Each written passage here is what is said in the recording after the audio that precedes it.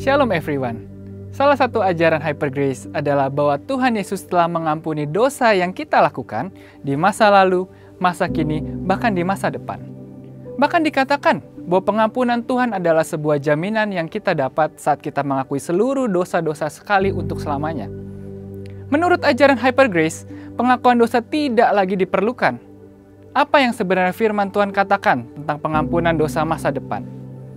Pada edisi Voice of Pentecost kali ini, kita akan menjawab pertanyaan tersebut.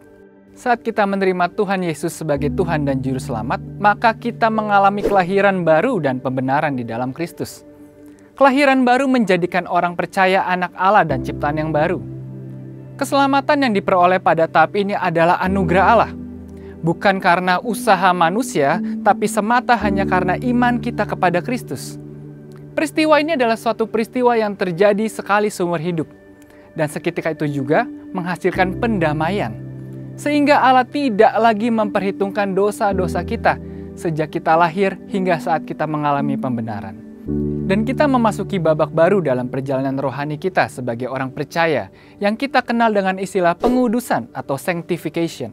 Pengudusan adalah suatu proses bagi orang percaya untuk menjadi serupa dengan Kristus, yaitu dengan menghasilkan buah roh.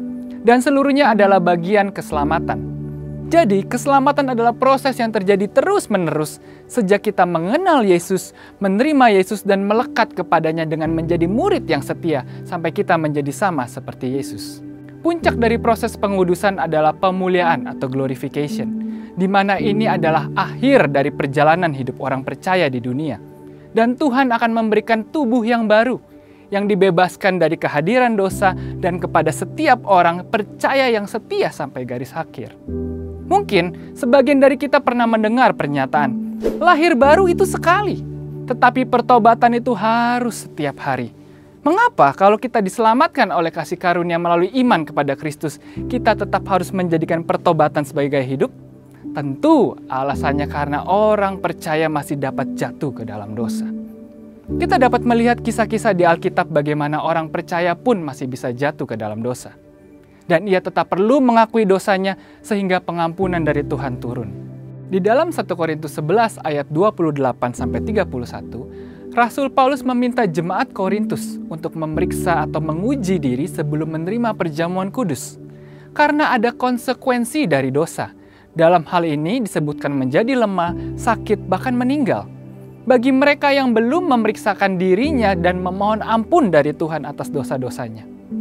Kalau mereka sudah diampuni atas dosa masa depannya, dosa yang dilakukan setelah mengalami kelahiran baru, mengapa masih ada konsekuensi dari dosa?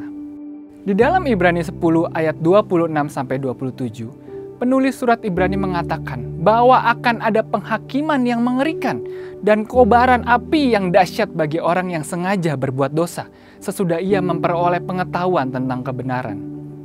Kepada jemaat di Efesus, Pergamus, Tiatira, Sardis, dan Laodikia di kitab Wahyu, Tuhan meminta mereka untuk bertobat dari dosa-dosa mereka agar mereka tidak mengalami penghukuman dan murka Tuhan.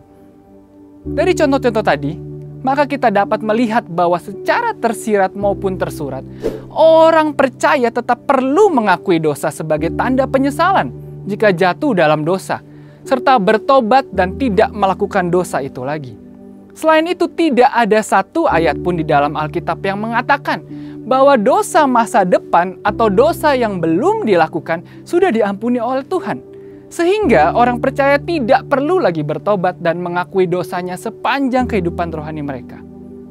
Pengampunan dan kasih karunia selalu tersedia bagi anak-anaknya yang sungguh-sungguh mau bertobat. Pengakuan dosa kita kepada Tuhan bukanlah usaha untuk mempermurah kasih karunia Tuhan.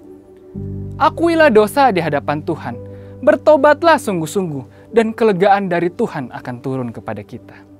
Untuk penjelasan lebih lengkapnya dari tim teologi kami, silakan buka link yang ada di atas atau scan QR code yang tersedia. Tuhan Yesus memberkati. Jesus for everyone.